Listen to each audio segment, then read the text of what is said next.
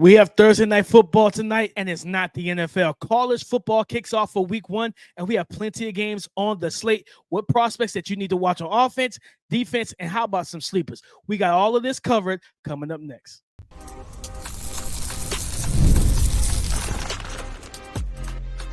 You are Locked On NFL Draft, your daily podcast covering the NFL Draft. Part of the Locked On Podcast Network, your team every day. What's up, Locked On family? Welcome back to the Locked On NFL Draft Podcast, your daily podcast covering your favorite draft prospects, part of the Locked On Podcast Network, your team every day. I'm your boy, Damian Parson. You can find and follow me on X at DP_NFL. I'm a senior draft analyst, and thank you for making Locked On NFL Draft your first listen today and everyday shot for being our everyday. As you know, I got to kick the intro to Mr. LSU, Keith Sanchez. You can find and follow him on X at The Talent Code. You talk to him, baby. What's up, Locked On family? Let's get locked in. This is Keith Sanchez, the other side to this dynamic duel that we like to call the Locked On NFL Draft Podcast. I want to start this podcast off by saying shout out to our everydayers. Thank you for tapping in with us each and every single day, man. Every listen is greatly appreciated here. Man, if you can hear my voice, stop, go hit the like button. Don't forget to comment and make sure you subscribe to the YouTube channel over at Locked On NFL Draft.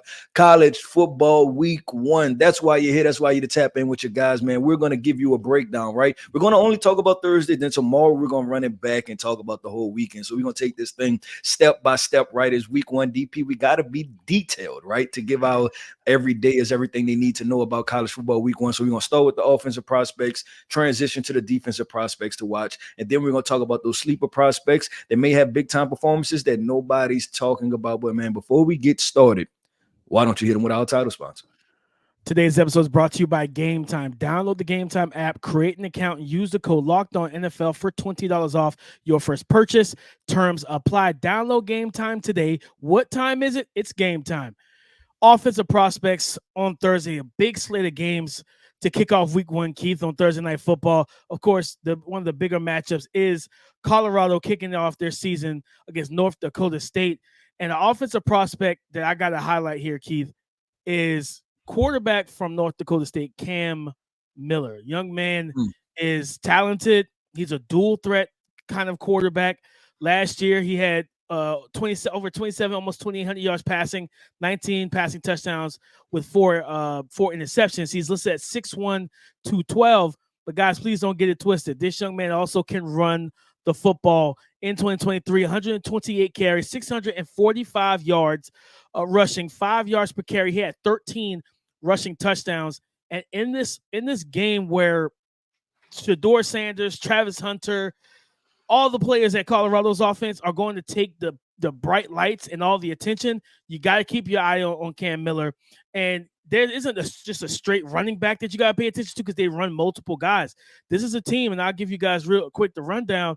This is a team that ran the ball. They run the ball heavy, and that's what Colorado's they better be prepared for this. 597 attempts, 3,725 rush yards last year, averaged 6 yards a pop with 47 rushing touchdowns. Yes, they're going to run the freaking football. So, like, you got to be prepared, and they run some zone stuff, some movements. You know, you're going to see QB lead, QB zone read with the tight end slicing as the lead blocker on the outside. They're going to test this defensive line for Colorado.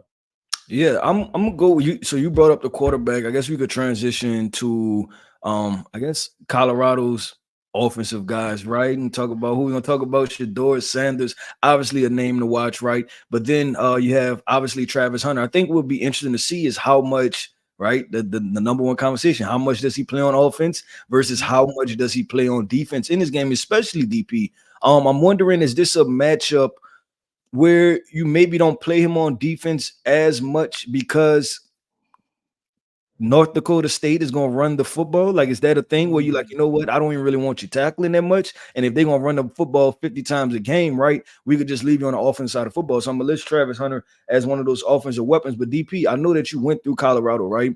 There's a wide receiver, LaJohntay Wester, to talk about, right? There's a Jimmy Horn Jr. to talk about, and I believe they have a running back that you really like over there. So why don't you outline that for the everydayers? Yeah, man. Jimmy Horn Jr., guy that could play in the slot. They move him, they motion him a lot. He's quick twitch. He's athletic. He's really good after the catch. He had some drops at times last year, but what I love about the leadership of Shedeur and Coach Prime, it didn't go away from him. I think it was the Colorado State game. He had a couple drops in that game, and they still went to him late, right? And this is a guy that can work the short and intermediate as well as deep down the field. I think, if I remember correctly, I think he caught the touchdown pass that took them to overtime in that game against Colorado State. This is a talented young receiver. As a draft prospect, probably be more of a slot receiver. He's kind of built similar to Zay Flowers, Rondell Moore. He's not as built frame-wise as those guys, but in terms of height and I think weight, he's probably closer to them. And Dallin Hayden, man. Oh, yeah, go ahead. No, I was gonna say definitely a guy to watch out for, because I think even with the Cardinals, their wide receiver from last year, Xavier Weaver, a guy that I checked out that nobody talked about, and I think I gave him like a 5th round grade. I thought he was a pretty might have been a 5th or 4th round grade, to be honest with you, and not too many people discussed him. So he think he made the 53-man roster with the Cardinals. So that's a big deal, right? To be a UDFA to make the 53-man roster. But I agree. That's why we should check out these guys, right? Because they're NFL caliber football players on the Colorado's offensive side of football. But I know he's about to go to Dallas. Dallin Hayden, I believe. Yeah, Dallin hit 5'10", 205. In 2022, when that was a year that Travion Henderson at Ohio State battled some injuries that year, missed multiple games, and Hayden stepped in 111 carries, 553 yards rushing, 5 yards per rush, 5 rushing touchdowns. Right, he caught the ball a little bit, only 4 receptions, but he showcased what he could do there.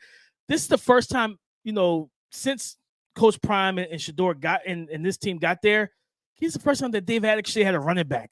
So for me, I think this is a guy you got to watch, because I could see them spreading, going like 4 wide with the running back there and running that inside zone and say, if we have to worry about your run game, you're going to have to worry about ours as well, and create those light fronts and allow this 200+ pound running back to get going downhill. But Keith, to talk about 200+ pound running back, our guy from North Carolina, Omarion Hampton. Yep. Keith, he's built like Nick Chubb. Like we said this, he's built like Nick Chubb. Yeah, he's just a talented dude, man, and he has a big time matchup. And I think DP, this is starting the run right for RB1, honestly, because I think for both of us and the entire staff, and it came close in our rankings, right, is that Omarion Hampton is not too far behind Quinshon Judkins at the end of the day, right? And I think a lot more people are familiar with Quinshon Judkins, but Omarion Hampton is right there, and he has a nighttime game at Minnesota, right, that he can come out there and really take over the game. Then he can start the conversations of, hey, is this RB1, right? You just kind of get it started before Quinshon gets on the field, right, or before Ollie Gordon gets on the field. You get it started at that moment. So I'm definitely excited to watch him tote the rock, see if he's taking a step forward, right, just how he looks, because the film, DP, looks every bit of a starting running back for an NFL franchise. So definitely check this guy out. Absolutely. And sticking with North Carolina, they're supposed to be running a 2 quarterback system, similar to what we saw with SMU, which I would tell SMU, don't do it again. Just roll with your guy, Preston Stone. Like, just let one quarterback play. But Coach Mack talked about the fact that Max Johnson, 6'5", 225, quarterback senior, and then you got Connor Harrell, and he's 6'2", 210. Max said that Connor Harrell probably runs a 4.3, and I'm like, well, that throws a little bit of a wrench into the plans there, because you can get a little creative with everything. But I'm be interested to see how they kind of divvy up everything in terms of the snap share quarterback. But I got to talk about real quick, Nate McCullum, slot wide receiver, went from Georgia Tech to North Carolina. He was supposed to be that Josh Downs replacement in a sense. Now he gets to be, in my opinion, probably the number one option in that passing attack. Well, him and Bryson Nesbitt, the talented tight end prospect. And of course, you guys have heard me talk about Max Brosman. I believe in this kid coming from New Hampshire over to Minnesota. I'm looking forward to watching him throw the rock to Daniel Jackson over there in Minnesota. DP, it's a lot of games, but as you look through this list, right, and I'm going to name off just a couple other names, right? You still have Missouri, Murray State at Missouri, right, which I think we probably heavily lean Missouri. But I'll make this statement, DP. I like Brady Cook. That's my statement. Is I like Brady Gritty. Cook. He got some moxie to him. He's a gamer, right? I like him as a quarterback. Maybe he's a college quarterback, but I like that he has some NFL toughness to him. And then obviously you're talking about Luther Burden in the slot. So that's just some offensive prospects to watch, right? This is a big time. I'm talking about Thursday college football kickoff. This might be the most Thursday games we've had in a very long time. But DP, let's switch sides of the football, right? You know, we show love to the offensive guys, but we gotta show love to the defensive guys. So coming up next, we're gonna talk about those defensive prospects to watch and which games and which big time matchups coming up next. Today's episode is brought to you by 5 Hour Energy. 5 Hour Energy shots give you the feeling of alertness and energy you need to get in the zone. With 0 sugar and a convenient portable size, it's the perfect pick-me-up for getting stuff done. The 5 Hour Energy website has flavors galore, like watermelon, tropical burst, grape, berry, and more. There is a flavor for everyone. Try them all. On the site, you even have the option to build your own 12 or 24 pack. You choose the flavors and it is delivered right to your front door. If you go to 5hourenergy.com, that is the number 5hourenergy.com, and get some 5 Hour Energy product today. You can use my promo code LOCKEDONFB, LOCKEDONFB, to receive 20% off. This offer is only valid until September 30th on one order and cannot be used with other promotions. The code is not good on subscription orders. Go to 5hourenergy.com today. Defensive prospects, Keith, for Thursday night football and college football, got to go to Colorado and Quinn Barnes, the Alabama transfer, 6'5", 315, big body kid. And for a program like Colorado, who before Coach Prime got there, they weren't able to land recruits that looked like this, that those SEC country fed, strong arm, strong body type of defensive tackles, and going against the North Dakota State, a team that I just illustrated, they ran the ball over almost 600 times in 2023. Keith, over 3,700 yards on the ground.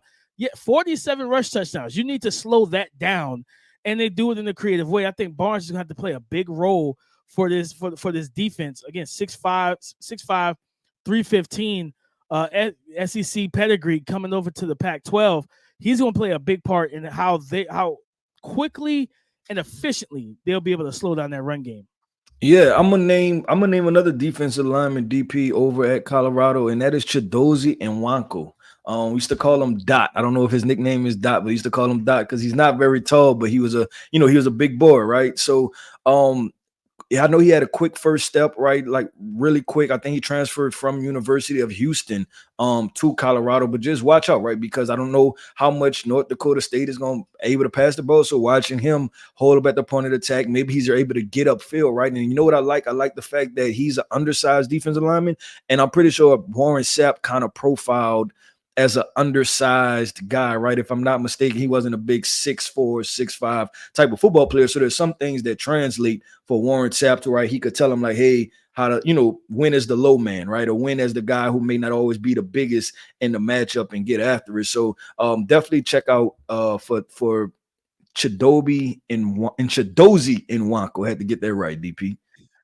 No, I like that. I like that call out because I forgot about that he's coaching over there, right? And helping Warren Sapp. I'm so glad that he's over there helping that defensive line.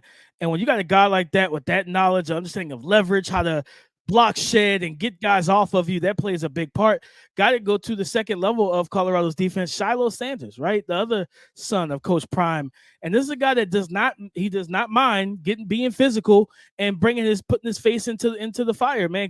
Working downhill is that strong safety, on the strong side of the defense, being a low hole defender in the passing game if he needs to. A guy does not mind trying to tackle running backs, tight ends. It doesn't really matter.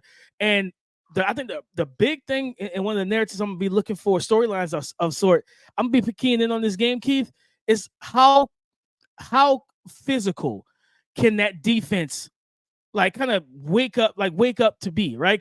For me, it's like, okay, a team is going to run the ball. Shiloh Sanders is going to be a guy. Him and I think the linebacker is LaVon Bentley.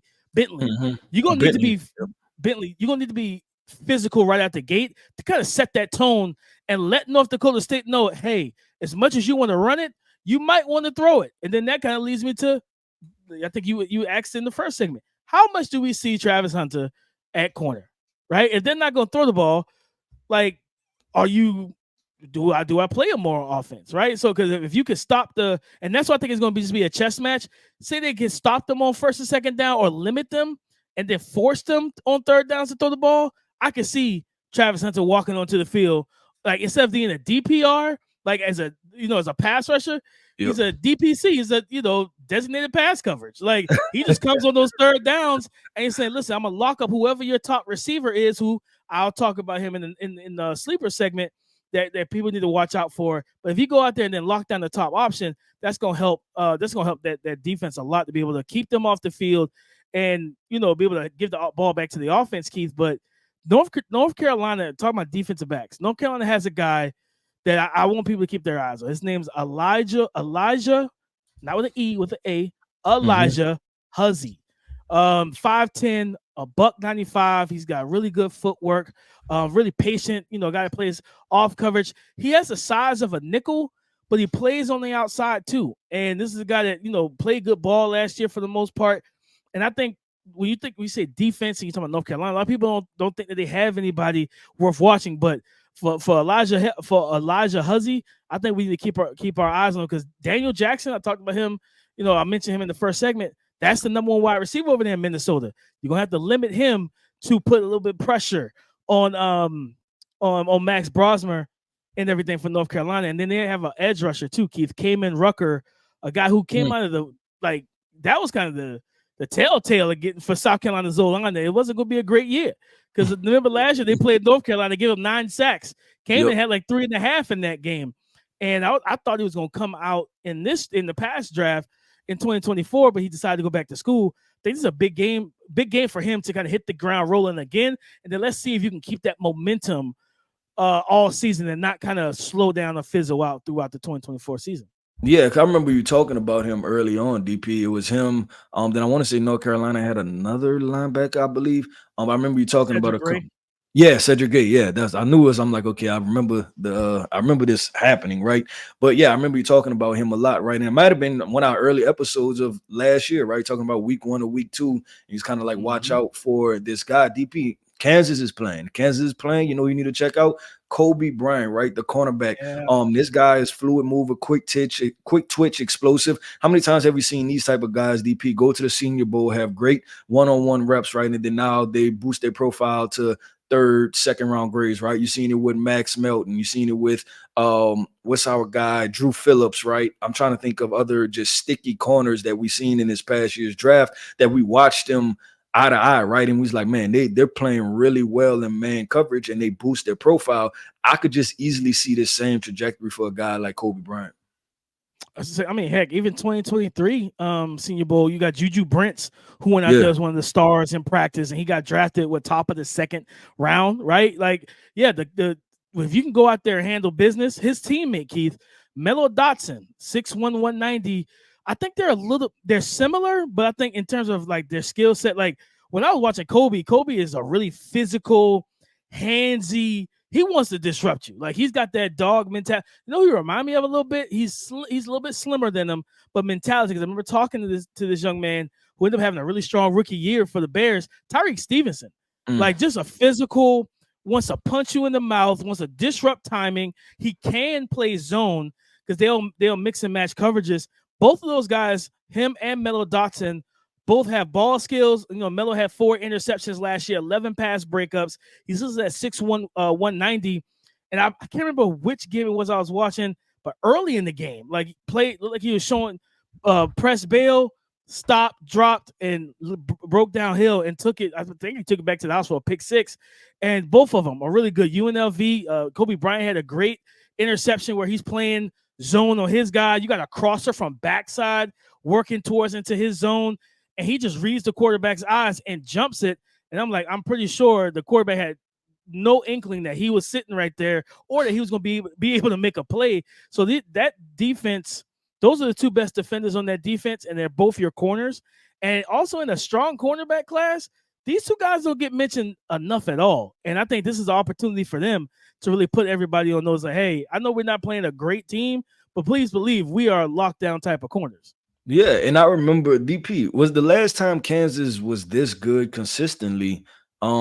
It was when they had, I believe, a Keeb Talib on one side and then Chris Harris on the other side, right? I think that was the last time Kansas was good. And was that Jared Lorenzen went to Kentucky? I was trying to remember who their quarterback was. But yeah, I think that was the last time that Kansas was good. And it's just crazy how like that it repeats itself, right? As far as they got two good corners once again at an NFL caliber. Guys, but DP, you know what I'm on to? Let's get to these sleeper prospects, man. Naming these guys off that are in these matchups, right? That nobody's talking about, but we think can be strong candidates to have really good week 1 games and put themselves on the radar. So coming up next, we're going to talk about these sleeper prospects. Today's episode is brought to you by Game Time. Game Time has a new feature called Game Time Picks that makes getting tickets for your favorite live events even easier. Game Time Picks filters out the fluff to show you only incredible deals on great seats so you don't have to waste time searching through thousands of tickets. Guys, they have some of the benefits of Game Time. They show the seat views from all the seats before you buy so you know what vantage point you're going to have. The lowest price guarantee. They have event cancellation protection and job loss protection and so much more. So all you need to do to get in on this deal is download Game Time today. Download Game Time, create an account, and use the code LOCKEDON NFL for $20 off your first purchase. Terms apply. Again, create an account and use the redeem code LOCKEDON NFL for $20 off. Download Game Time today. Guys, what time is it? It is game time. Thank you for making Locked On NFL Draft your first listen today and every day. Shout out for being our everydayers. Keith, last year, the 2024 NFL Draft class, we had a 6'7" wide receiver. And it was like, you don't really see this in the NFL much. Mm-hmm. You don't see this at receiver at all. And that was Johnny Wilson. Well, North Dakota State has their own 6'7" wide receiver. Body type's a little different. Johnny Wilson was like 230, 235. Zach Mathis. Zach Mathis is listed at 6'7", 203 pounds. He was their second leading receiver last year in 2023, 47 receptions, 673 receiving yards, average over 14 yards per catch, and 6 receiving touchdowns. And in contested catch situations, he caught 15 of his 22 targets in those tough contested grabs. He's got the ball skills. He's got the leaping ability. I remember watching one of the plays, Keith, where they threw first of all, I didn't think that it was going to be a completion because like I was like, yeah, this ball is like going out of bounds. And this is the benefit of having somebody 6'7". Like he goes up and just snatches it. And I'm like, yeah, that DB didn't have a shot at that pass. I thought it was just overthrown out of the back into the end zone by the pylon. And then he came down, body control, got 2 feet in. And again, like for a team that wants to run the ball, their leading receiver left. He transferred to Iowa State and everything. So now it puts Zach Mathis in that top receiver type of role. And if he can go out there and handle business, you're talking about they're going to run the ball. If they can get the run game going, you're going to need to be efficient passing the football. I don't think you're going to win this game. They're probably going to take a Georgia Tech approach and try to just dominate the trenches.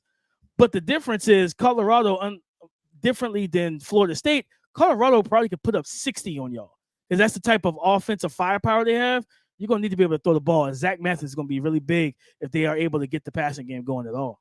Yeah, and I wonder if they're going to keep this thing simple, right, with him and just say, you know what, you 6'7", we're going to target you 10, 15 times, right? And in the sense of the fact of throw jump balls all day long and then see if Colorado, right, which is the weak point of their team, the defense, right? See if they have the defenders to be able to stop this, right? And do they have an answer for it? And then this might force Travis Hunter off the bench, right? And be like, hey, you got to play more defensive snaps, big dog. We need somebody to go, do these contested catches. DP, I have a sleeper wide receiver, and I'm going to the Bayou State. Yes, I'm staying home in New Orleans, and I'm going to talk about Tulane wide receiver Mario Williams.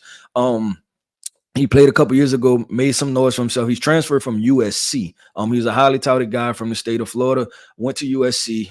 Went to Oklahoma, I believe. Went to Oklahoma first, then went to USC with Lincoln Riley, followed him there, and then now he's down in Tulane, set to make himself some noise, right? And it's like, why are we paying attention to this guy? Because they had Jaquan Jackson last year, right? Who was a punt returner, kick returner, made some big time plays. This guy may be more explosive, right? More compact build, right? He's probably 5'9", 185 pounds, so more of a compact build, but this guy can take the top off. And you talk about all of those gadget type plays, movement type situations, he can do all of those also. So definitely a guy to keep your name on. This wide receiver from Tulane, Mario Williams. I like that, Keith. I like that a lot. I got one more sleeper to pay attention to. Is going to Colorado's defense transfer. At corner out of Liberty. He spent 2 years at Liberty. His name is Preston Hodge. Listed at 5'11", 6 foot, $195, almost 200 pounds. Plays a lot in the nickel. And Keith, what do we know about the nickel position at corner? You're close to the line of scrimmage. You're close to the action. You got to be willing to tackle. And the way that North Dakota State runs that football, you're going to see some power concepts. You can see some zone read concepts. You can see the quarterback just hitting the perimeter, having a nickel that can tackle and be efficient and effective at it consistently, especially early in the game. That can help limit. Because one thing about it, as a former running back, we love why do running backs like to bounce runs outside, Keith? Because cornerbacks are out there, and cornerbacks don't like to tackle. So if Preston Hodge can go out there and tackle and take away that narrative, like, hey, it's not sweet out here, it's not going to be easy getting out there on the perimeter with him out there in the nickel and getting off blocks and everything else, that's going to be really big for that Colorado defense, because that's what's going to keep you in this game and allow your offense. Because if they can put up points, and what's the easiest way to take away the run game, Keith? Score. If you can score quick, you score 21 and they're 21-0. How long are you going to keep running QB power and counters? How long are you going to keep going? You're going to have to throw it. And then that might play into the hands of the secondary to get their hands on the football, make some turnovers, make some big plays for the offense. Yeah, I like that call out. Should be interesting. That Colorado North Dakota State game should just be interesting from a game, I guess, strategy and matchup perspective, right? Like what's going to happen, right? It's almost like I'm not saying they're heavyweight, right? But if you're talking about a boxing match, and it's two different styles, right? And they say styles make fights, so this should be a rather interesting fight. With DP, I'm gonna wrap this thing up with one of my sleeper guys, and that is transfer running back from, I believe he went to Texas first, then to Utah, then from Utah, now he's at Arkansas, and that is running back Jaquindon Jackson. I know I talked about Jaquan Jackson. Now I got a Jaquindon Jackson. I think it's getting to me, DP. It's getting to me, man. But listen, running back from Utah, check him out, man. He's going to be the leading ball carrier there. We know Raheem Sanders, who is one of their guys, right, at Arkansas. He transferred to South Carolina, so they went and got this guy out of the transfer portal. And I think he's talented, DP. He has a chance to put up that 700 to 1,000 yards potentially. And I think this Arkansas team is going to be more of a run-heavy team. I believe they have a dual-threat quarterback that they got out of the transfer portal to go back there, guy with a lot of speed. So then now you add that element to it. I can expect Arkansas to tote the rock. So you may see some big numbers from this guy coming out of there, Jaquindon Jackson. 6'2", 233, Keith. Like, that's a big boy. That's a big running back back there. Like, so that's SEC football all day. So yeah, that's a guy I remember. And I remember texting you, but I was like, man, you got SEC. I'm like, have you got eyes on this kid yet? Because like seeing his height, his weight, and then even watching him at Utah, like you see the appeal, and he can play. You know what I mean? He can play. So it's definitely he's gonna fit right in the SEC kind of physical downhill style and a team that's just trying to remake themselves offensively. So definitely a sleeper that a lot of people aren't talking about, because I'm pretty sure he's a senior. Yeah, he is a senior. So drive another running back in this loaded running back class for the 2025 NFL draft. Yep, with DP, that wraps up another episode, man, of the Locked On NFL Draft Podcast. I want to end this podcast off by saying shout out to our everydayers. Thank you for tapping in with us each and every single day. Don't forget to comment. Don't forget to like. Make sure you subscribe to the YouTube channel over at Locked On NFL Draft as we gear up for this college football season. Listen, I am Keith Sanchez. You can find me on X at The Talent Code. That right there is my guy, Mr. Damian Parson, and you can find him on X at DP_NFL. And like I like to say, man, y'all come follow us because we like to follow back. Y'all come talk to us because we like to talk back. Absolutely. Thank you so much for making Locked On NFL Draft your first listen today and every day. Shout out for being out every day. Go subscribe and follow for free on YouTube. Wherever you listen to podcasts, take the latest episode as soon as it is available. We got some big games on Saturday. Georgia versus Clemson. Notre Dame versus, I forget who they're playing. But it's a top 25 matchup.